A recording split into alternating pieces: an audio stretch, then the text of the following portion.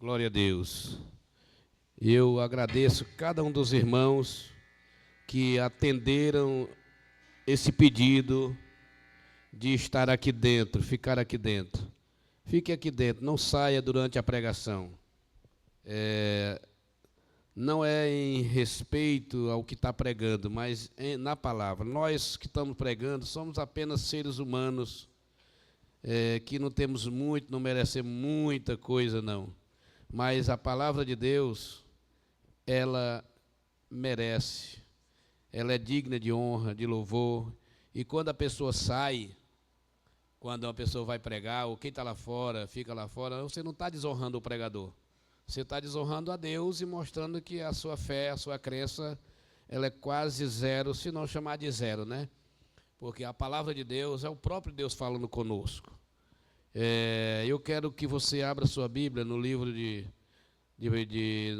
no Evangelho de João, no capítulo 7. Evangelho de João, capítulo 7. Quero também que você me ajude orando a Deus, certo?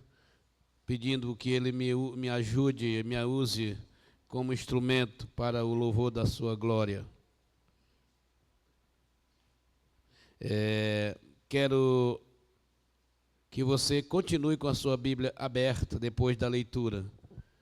Diz assim a palavra, versículo 7.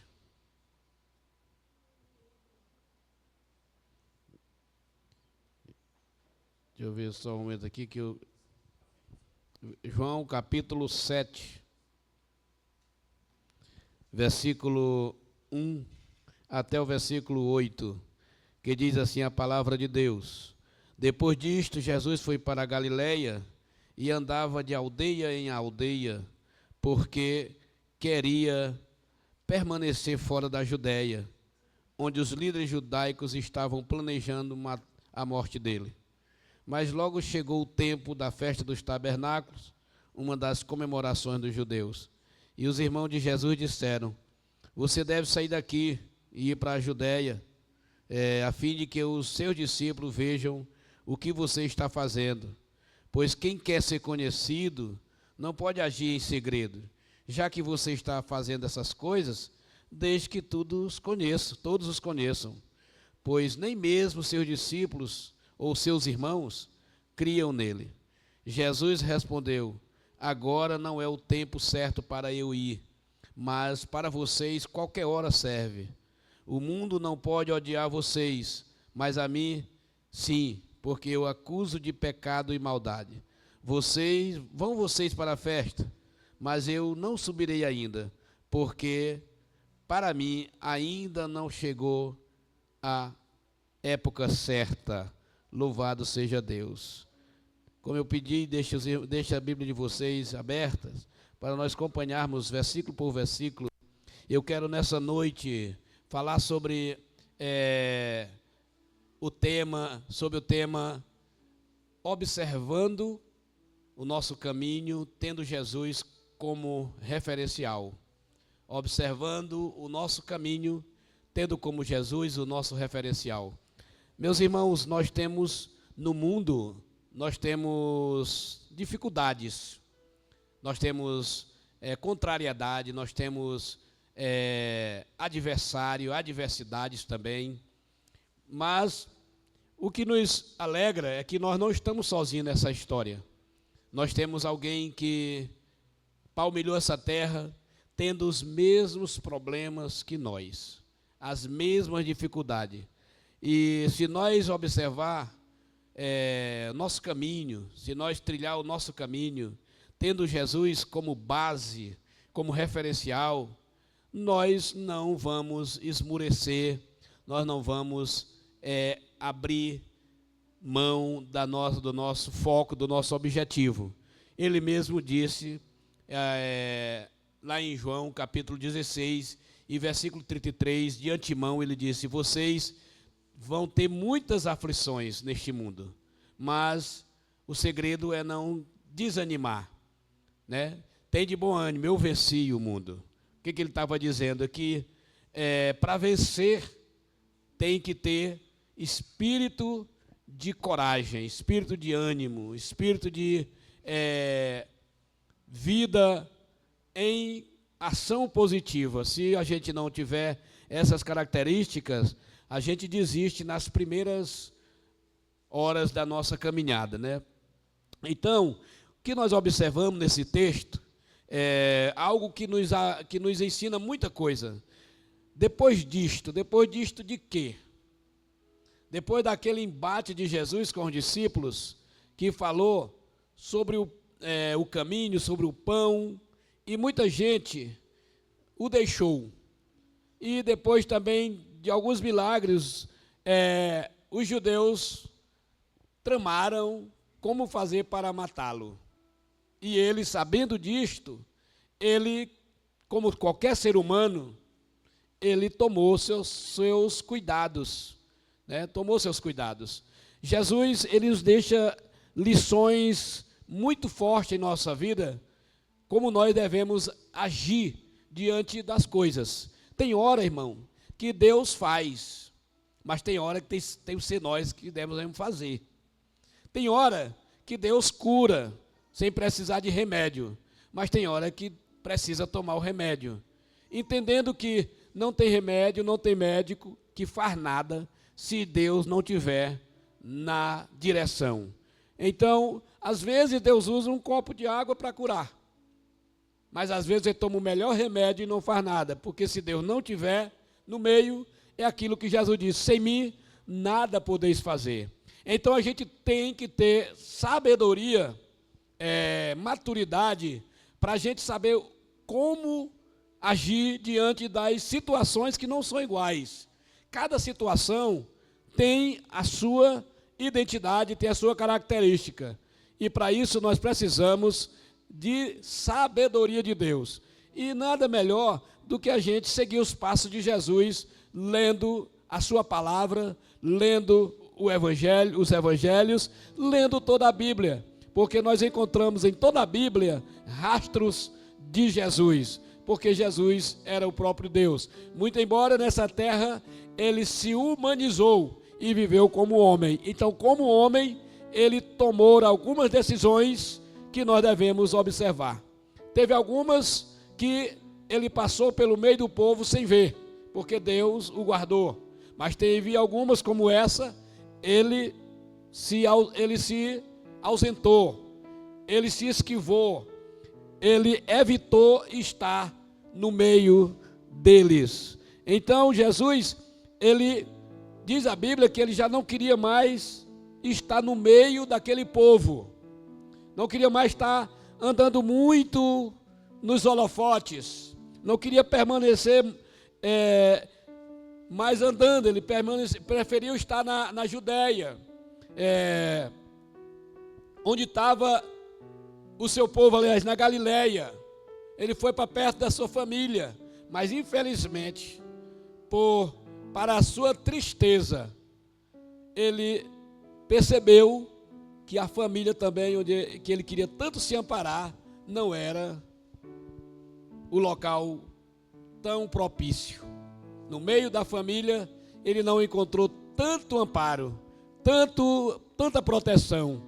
Os irmãos dele, os próprios irmãos, disseram: sai daqui, vai para lá, tu não quer aparecer, tu não quer mostrar quem tu é, então vai.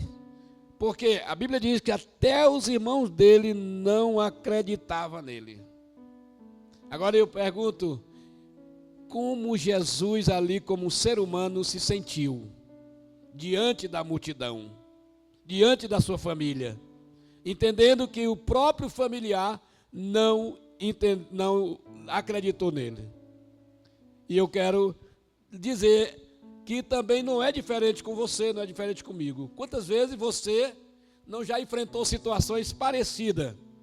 Eu, por exemplo, já enfrentei e enfrento. Jesus disse que o único lugar que o profeta não é bem visto, não é bem acreditado, é no meio dos seus, no meio da família. E isso, às vezes, na maioria das vezes, desaponta a gente, desestrutura a gente. Por quê? Porque é onde a gente mais quer apoio no meio da nossa família, no meio dos nossos amigos, parentes, conhecidos. Então Jesus, como homem ali, ele sentiu algo muito forte. Mas o que eu entendo aqui, na palavra de Deus, no versículo 1, uma lição que eu percebo aqui da palavra de Deus e quero compartilhar com você, quando a Bíblia diz, depois disto, Jesus foi para a Galileia e andava de aldeia em aldeia, porque queria permanecer fora da Judeia, onde os líderes judaicos estavam planejando a morte dele. Ele ficou um pouco no anonimato. Ele quis ficar distante, fora dos holofotes. Então, a primeira lição que eu aprendo aqui é que em certas circunstâncias nós devemos manter fora dos holofotes. Nós devemos recuar. Às vezes recuar não da luta, não da batalha, mas recuar do espaço que muitos querem destruir a gente. Porque nos holofotes, a gente às vezes é visto de forma errada, de forma diferente. E aqui Jesus manteve-se fora. Ele achou que era momento de deixar aquela turbulência passar.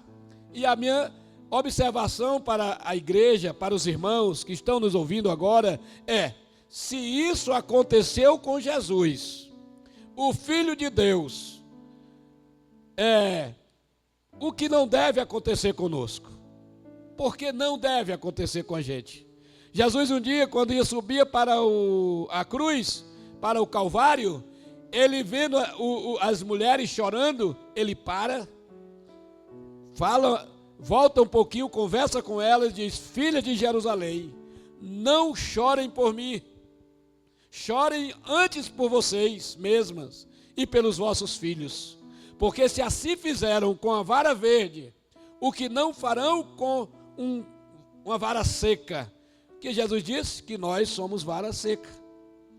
Nós, na questão das resistências e em relação a Jesus, nós somos uma vara seca. Se fizeram com aquela vara verde o que fizeram, imagine conosco. O que Jesus está dizendo?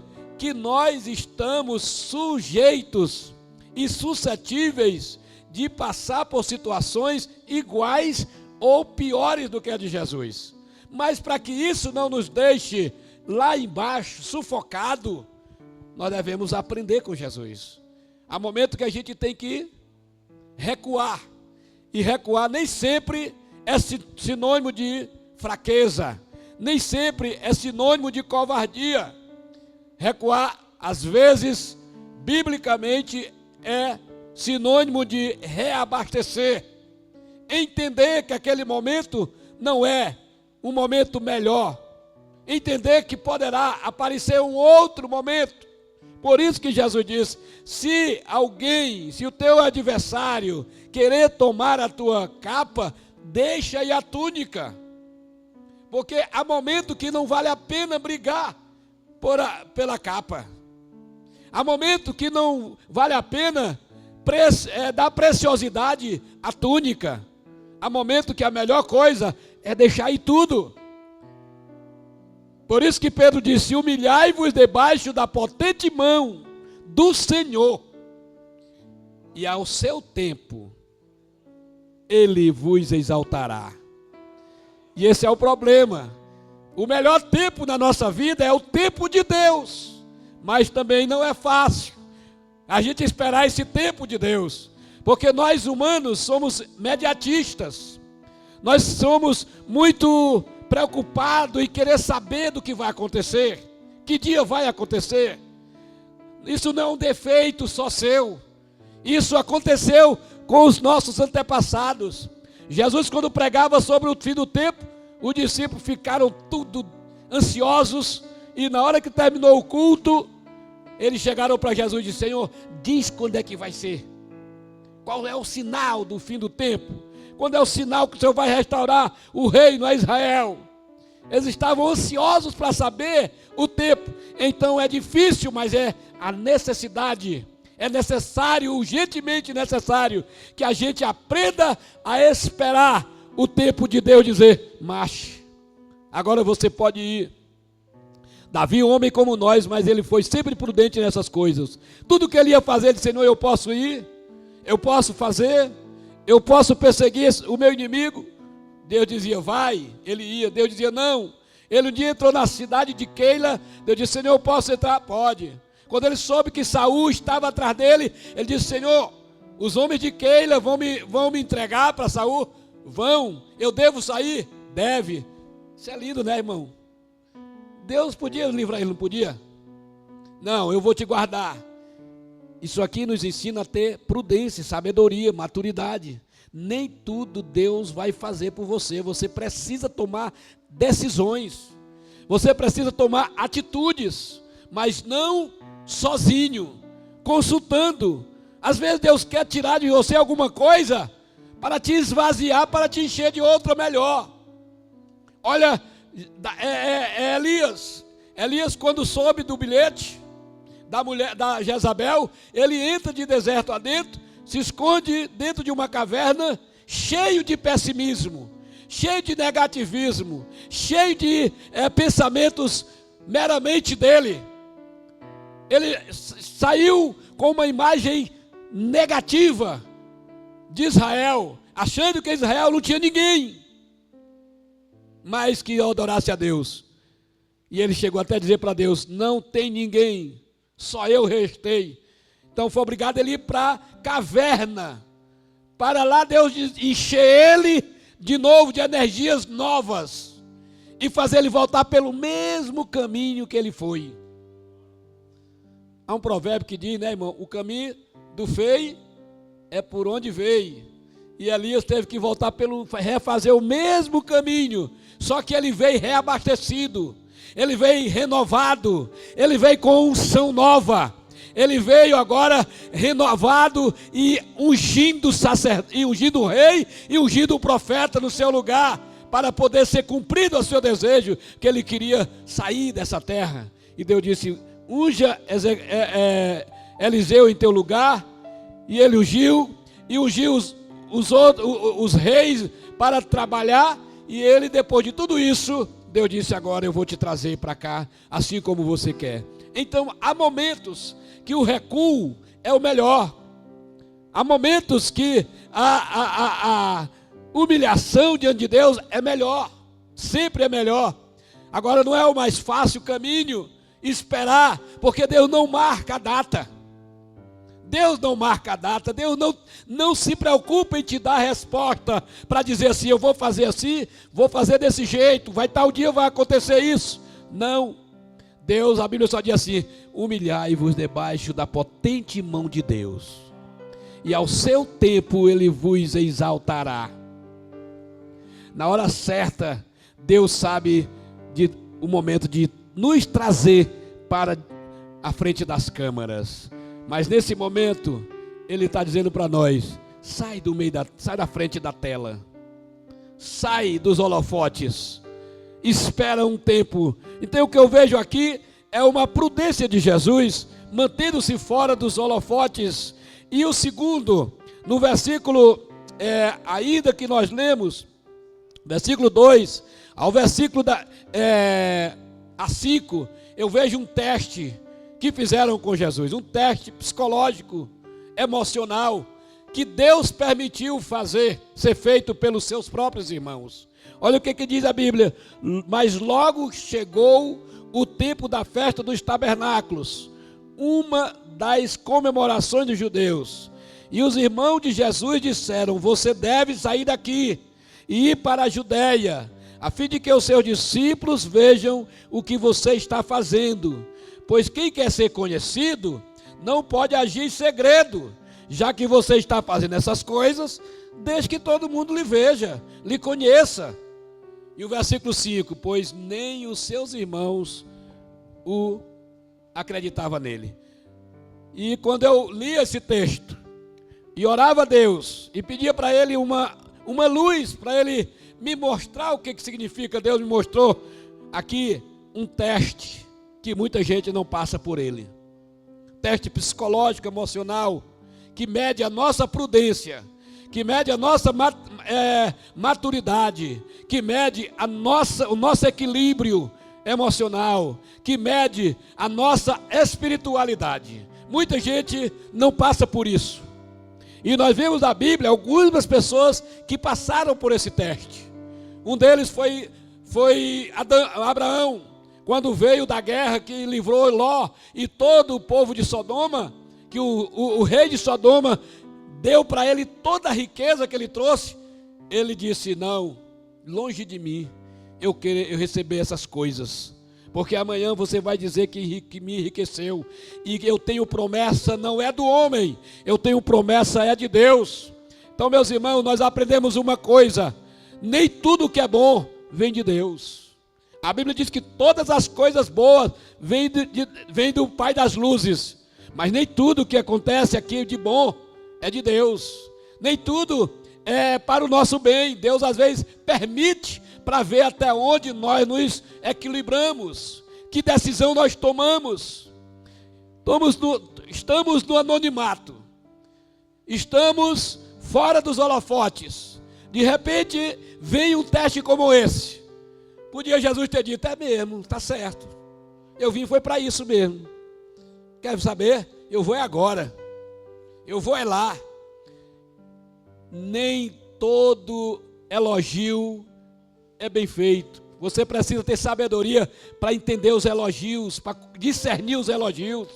Tem elogios, irmãos, que é falsidade pura, que quer simplesmente acabar com a sua vida, acabar com o seu trabalho, com o seu sucesso. Então, não se deixe ser iludido com palavras bajuladoras, elogiosas, lisonjeiras. Peça a Deus discernimento para você entender que nem tudo aquilo que você está ouvindo é bom para a sua vida, para as suas atitudes, para as suas condutas. Jesus, quando ouviu aquilo ali, poderia ter sido um insulto muito grande para ele. Quer dizer, quer saber? Eu vou agora, vocês estão certos. Obrigado, meus irmãos. Que bom, que palavra de ânimo que vocês estão me dando. Mas Jesus percebeu: não, isso aqui é simplesmente um elogio falso para me iludir, porque nem eles estão acreditando em mim. Foi que Jesus disse: a minha hora não é chegada. A de vocês sempre está em alta, as horas de vocês está sempre em voga, a minha não. E por que o mundo, ele disse: o mundo não vos odeia, vocês podem andar e voltar toda hora que vocês quiserem, o mundo não odeia vocês, mas eles me odeiam. Eles me odeiam. Por que eles me odeiam? Porque eu falo contra as suas práticas.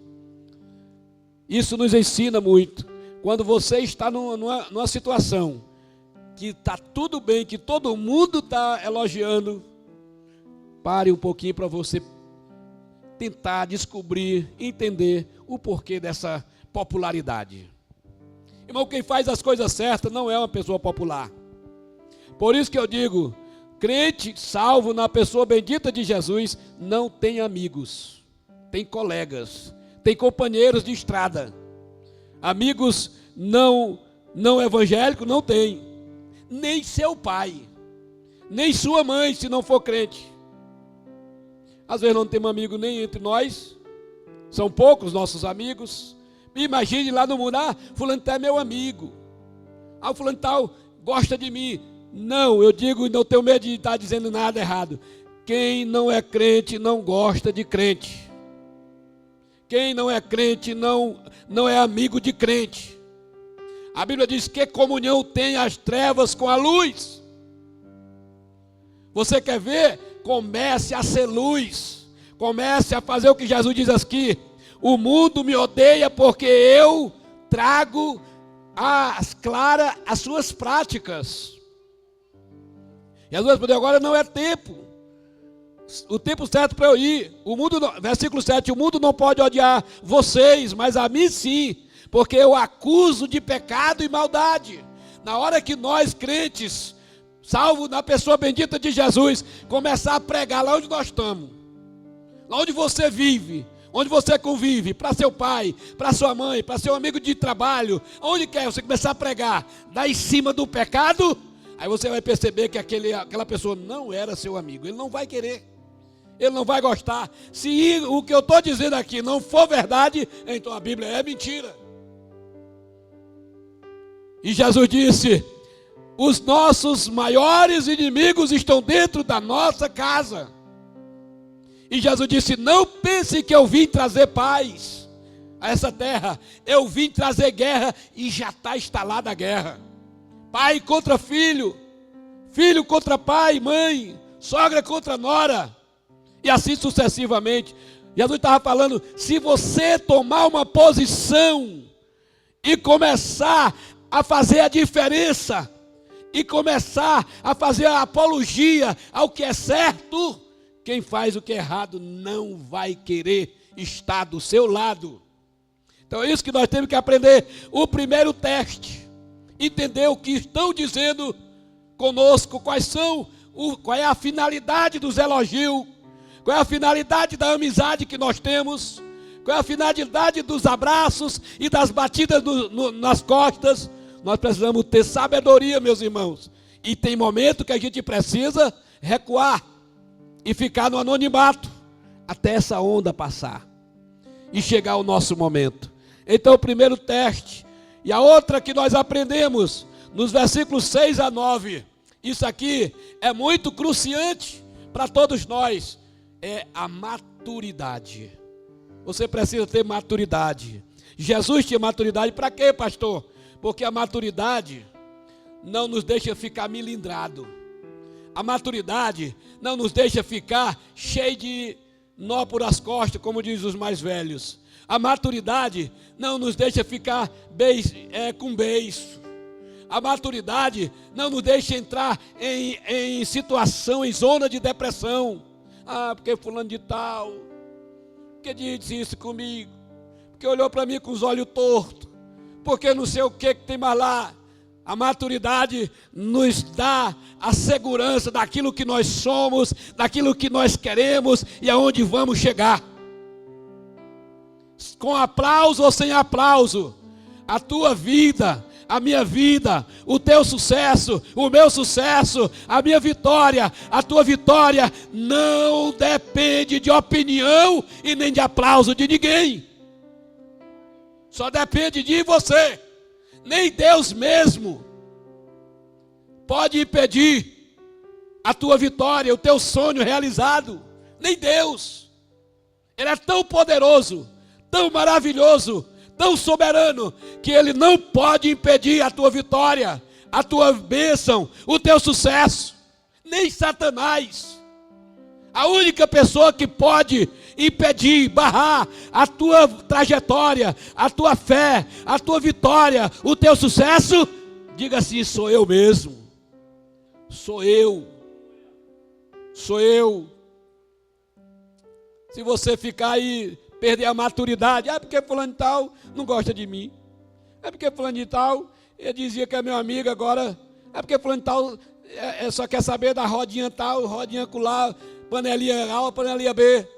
Se você se milindrar por isso, porque não sei o que, fulano de tal não gosta do meu jeito, o teu jeito é certo, pois continue no teu jeito. O teu jeito é o correto, é o que Deus quer, é o que a Bíblia chancela, pois continue do teu jeito. Aí eu vou mudar, porque fulano de tal disse: se eu não mudar meu jeito, se eu não mudar minha forma, ninguém vai querer estar comigo, andar comigo. É uma pergunta para você nessa noite: o teu jeito é o jeito da Bíblia? O teu jeito é o jeito daquele que te trouxe para essa terra? Pois não mude. Você não pode ser mal educado, ignorante, grosso, mas tem que ser sisudo. Eu pergunto, quando Deus disse para Samuel, vá à casa de Jessé, que lá tem um homem que eu já elegi como rei, que Deus trouxe Davi. Eu pergunto, Davi mudou sua forma de ser em algum momento? Não. Será que não disseram: rapaz, ajeita aí, o rei e tal. Não, ele continuou firme, sempre fugindo, mas firme. Continua um homem sisudo. O que é sisudo? Homem de atitude, homem de palavra, homem de caráter. Por quê? Porque ele sabia que Deus tinha um projeto na vida dele. E eu pergunto, teve alguém que impediu? Saul com mais de 3.000 homens armados, contra Davi com 400 homens, com armas simples. Ele conseguiu? Não. Foi Deus que livrou ele? Sim. Por quê? Porque Davi teve atitude. Deus não livra ninguém deitado na rede. Deus não abençoa ninguém de braço cruzado. Deus não faz milagre em quem não ouve a sua palavra e recua quando é para recuar, e avança quando é para avançar, e tira o corpo de banda quando é para tirar. Deus não trabalha com quem é imprudente. Deus só trabalha com quem é prudente e tem maturidade. Então a primeira coisa que nós aprendemos aqui com Jesus, a maturidade. Veja os versículos 6 a 9. Jesus respondeu: agora não é o tempo para eu ir. Eu acho lindo, irmão, porque a festa estava pegada. A festa dos tabernáculos era a melhor festa do judeu. Era uma festa que todo mundo queria estar lá, principalmente o judeu. Jesus não se preocupou se a festa ia acabar, se ele ia chegar no meio, se ia chegar no final. Ele disse: a minha hora não é chegada, mas vocês, qualquer hora serve, pode ir. Quem não tem compromisso, quem não tem atitude, quem não tem a maturidade, irmão, quer estar em tudo e em todos os lugares, quer estar sempre nos holofotes, quer estar sempre na mídia. Mas quem tem maturidade, quem tem equilíbrio, sabe a hora de aparecer e sabe a hora de recuar, sabe a hora de falar e sabe a hora de calar, pois a Bíblia diz que tem tempo para todas as coisas debaixo do sol. Aleluia, louvado seja Deus. Olha o versículo 7, o mundo não pode odiar vocês, mas a mim sim, porque eu o acuso de pecado e maldade. Vão vocês para a festa? Eu não vou agora, eu não vou subir agora, porque para mim ainda não chegou a época certa. Assim, versículo 9, ele ficou na Galileia. Deixa eu dizer uma coisa para você, meu irmão, que entrou aqui nessa noite. Eu não sei, mas eu vou dizer pela direção do Espírito Santo de Deus: fique onde você está. Se você está calado, continua calado. Se estão dizendo alguma coisa contra você, não é verdade, fique calado. Está dizendo alguma coisa, é verdade, é coisa errada, se conserte com Deus e com quem de direito, mas fique no seu lugar. Não perca a oportunidade de ser abençoado, protegido, engrandecido e exaltado por Deus. Humilhe-se debaixo da potente mão de Deus. Aparentemente parece que nós estamos perdendo, mas no tempo certo Deus nos exaltará. A exaltação tem que ser de Deus, porque se a gente for exaltado pelo mundo, irmão, pelas pessoas, nós vamos ficar devendo favor para eles. Era isso que Abraão estava dizendo para o rei de Sodoma. Ele disse: não, eu levantei minhas mãos, não quero nada teu. Amanhã tu vai dizer que me enricou, eu vou ficar devendo favor para ti. Eu tenho promessa de Deus, eu já estou bem financeiramente. Eu tenho algo que está me incomodando, que era exatamente o filho que ele ainda não tinha. E sabe qual foi a primeira palavra que ele teve como aprovação? Que ele saiu dali de noite, Deus aparece para ele e diz: Abraão, não temas, eu sou o teu escudo e o teu galardão é muito grande. Deus estava dizendo para Abraão: Abraão, eu te defendo, eu te protejo, eu advogo a tua causa, e eu vou te dar, o prêmio vai ser grande. E ele entendeu o que era que Deus estava dizendo. Ele disse: Senhor, como vai ser isso? Eu já estou velho, o Senhor esqueceu que eu envelheci, o Senhor esqueceu que minha esposa é velha e é estéril, eu só tenho o Damasceno para ser o herdeiro da minha riqueza. Ele disse: não, Abraão, não é o Damasceno. A tua honra não vai ser o teu criado. A tua honra não vai ser o teu enteado. A tua honra não vai ser um filho de outro. Não, eu vou te exaltar através da tua vida e da vida da tua esposa Sara. Eu vou cumprir a palavra que eu disse para ti. E quando Abraão se tornou pai, foi uma festa. E Isaac tornou-se a continuação da prole de Abraão. Porque ele esperou pacientemente. Ele esperou humildemente debaixo da potente mão de Deus, e Deus o exaltou soberanamente na hora certa. Paulo também escrevendo aos Filipenses, ele diz no capítulo 2 e o versículo 5: de sorte, meus irmãos, que haja em vós o mesmo sentimento que houve em Cristo Jesus, que sendo em Deus, não se usurpou ser igual a Deus, antes se esvaziou de si mesmo, e se humilhou, e tendo se humilhado, esvaziado, ele foi obediente até a morte, e morte de cruz. E por isso Deus deu a ele um nome que é sobre todos os nomes, para que todo joelho se dobre e toda língua confessa que Jesus Cristo é Senhor, para a glória de Deus Pai. Aleluia. E João, o apóstolo João, ele diz o seguinte: meus irmãos, quando isso que é corruptível se tornar incorruptível, isso que é mortal se tornar imortal, nós receberemos um corpo como o dele, veremos ele como ele é, e teremos uma pedrinha branca com o nosso novo nome. Aí é exaltação plena e completa, e a eternidade será nossa, e nós estaremos louvando o nome do Senhor.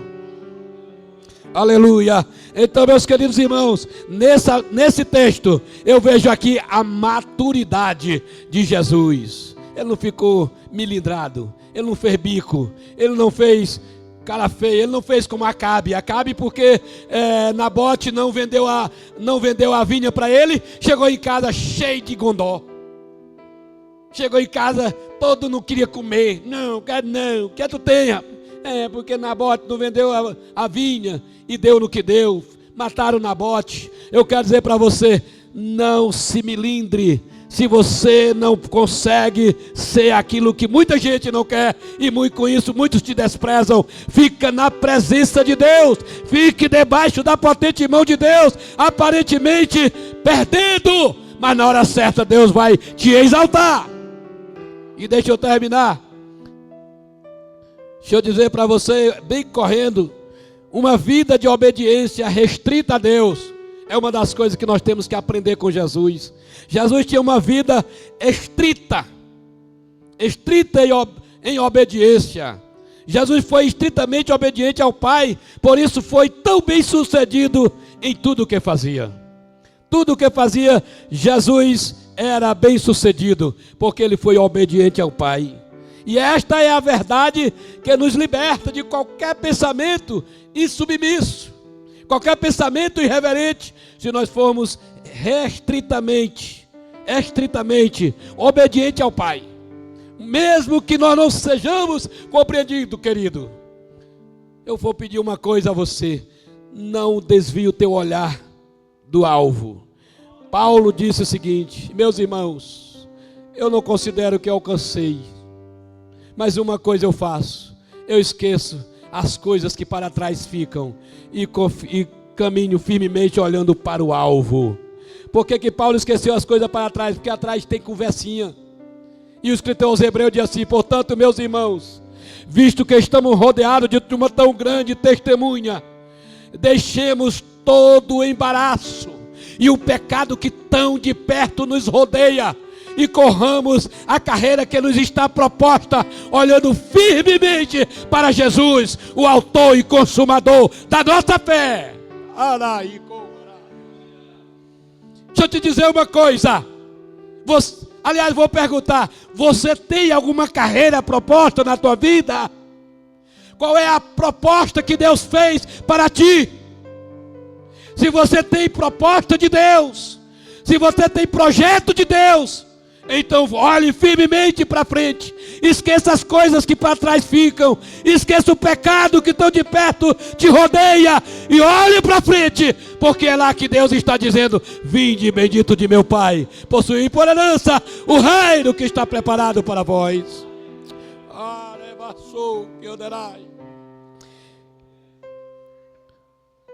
Se você tem propósito, se você tem promessa de Deus, se você tem firmeza e segurança, se você tem maturidade, se você soube se ausentar na hora certa, você vai chegar na festa. Jesus chega na festa. Versículo 14. Olha o que a Bíblia diz. Então, quando a festa já estava na metade, Jesus chegou exatamente na metade. Deixa eu te dizer, não te adiante. Não fica se aparecendo para o homem te ver. Lembrando disso aqui, um dia desse, conversando com minha esposa, e ela disse assim: mas também tu é muito, tu te esconde demais, tem que andar, o pessoal tem que te ver, os pastores tem que te ver. Digo: não, Davi não foi visto por Samuel, Gideão não foi visto por ninguém, Samuel, só tinha 8 anos, não foi visto por Eli, irmão Ayrton. Ele não via um potencial de sacerdote. Quem foi que viu esses homens? Deus. Deixa eu te dizer uma coisa. Esse provérbio do mundo, quem é visto não é lembrado, não é bíblico. Isso é ganância do homem. Você tem que ser visto por Deus. É Deus quem tem que te ver. É no tempo de Deus. Porque se você chegar em algum lugar colocado pelo homem, vai cair. Vai cair. Mas se você chegar colocado por Deus, vai passar o tempo todo lá em alta. Pode demorar a subir, mas sobe. Pode demorar a subir, mas sobe, camarada. Coroa cheia, nébia sul. Confie em Deus. Você vai chegar à festa. Não vá antes. Não aceite elogios. Cuidado dos elogios. Veja se esses elogios, oh meu pastor, veja se isso é verdade. Olha os processos. Pastor, como é que eu sei que os elogios são falsos ou verdadeiros? Vocês têm ideia? Eu vou dizer para vocês. Veja quem está elogiando. Veja o caráter. Veja a conduta. Se não tiver caráter, não tiver conduta, o elogio é falso. Cara, abaixou. É teu irmão, é meu irmão, mas não gosta de ti. Os irmãos de Jesus, irmão Ayrton, não gostava de Jesus, queria ver ele na bimbarra, na berlinda. Vai. Jesus, opa, para trás de mim, Satanás. Mas eu quero te dizer, se você tem alvo, se você tem foco, se você tem meta, tenha maturidade, tenha prudência, espere a hora de você subir para a festa. Se chegar no meio da festa, é porque o que passou não te servia, o que te serve é daqui para frente. Olha mais, cara. Jesus chegou na festa e chegou para fazer a diferença. Que adianta tu estar na festa e não fazer a diferença? Tem gente que não pode ver uma festa, vai para lá. Aí se oferece para cantar, manda um bilhete pedindo para cantar. Vai para a festa convidado, rapaz. Hoje mesmo recebi um convite para ir acolá levando um bocado de gente aqui. Por que ele não me convidou para pregar? Não vou nem dizer. Chama um para pregar e eu para ser bucha de canhão. Não, eu só vou, eu não visito igreja sem ser convidado. Santa Divide é bem que meus parentes, mas só vou lá se me convidar para pregar. Eu vou convidar, eu vou lá fazer o quê? Se eu não sou convidado, eu não sou bem-vindo, indo sem nada, meus irmãos. Tem que se dê valor. Se dê valor. Ah, tem uma festa acolá. Vão me convidar só para fazer bucha de canhão, só para aumentar o número. Não vou não. A minha cidade precisa de mim. As esquinas precisam de mim. As ruas precisam de mim. Eu vou pregar nas esquinas. Eu vou pregar no mercado. Eu vou pregar nos bairros. Eu vou fazer a obra em Jerusalém. Agora se te chamar, vai. Ou se Deus falar contigo também. Jesus sabia, né Diel? Jesus sabia a hora de ir, ele chegou. Se Deus falar contigo, ninguém te chamou, mas eu vou lá. Eu estou sentindo, Deus quer que eu vá. Vá, meu irmão, vá. Agora não vá só porque convidou, porque senão você pode não ser nem notado. Olha o que a Bíblia diz. Jesus chegou na festa, versículo 14. Então, quando a festa estava na metade, Jesus subiu ao templo e começou a ensinar. Então Jesus fez a diferença, chegou na festa e começou a ensinar abertamente. E no versículo 5, os líderes estavam tudo doidos para ver Jesus. Ele não vem não? Será que ele não vem? Deixa eu te dizer, se você souber a hora de sair e a hora de entrar, as pessoas vão sentir a tua falta. Fulano de tal não vem não? Rapaz, fulano de tal não está aqui. Todo mundo fez, todo mundo cantou, todo mundo fez o que fez, mas se você anda no plano de Deus, ninguém substituiu aquilo que tu faz. Então faça a diferença. Como Jesus, ele chegou na festa, e quando ele chegou na festa, ele faz algo maravilhoso. Lá no versículo 8, no capítulo 8 e o versículo 37. E aqui eu termino a palavra que Deus colocou no meu coração. Tá todo mundo, cadê ele? Rapaz, ele é gente boa. É nada, porque não presta não. É, rapaz, é não. Aquele cara é muito isso, aquilo, outro. Ei, você pensa que Jesus era só aplaudido? Que ele é um antipático. A mensagem dele é muito dura. O cara é enganador, só prega contra a gente. Porque Jesus pregava mesmo contra os judeus, contra os fariseus. Agora contra a turma zona do pecado, ele não pregava contra ele pregava a mensagem de resgate. Por que ele pregava mensagem de martelo para os judeus? Porque eles eram crentes.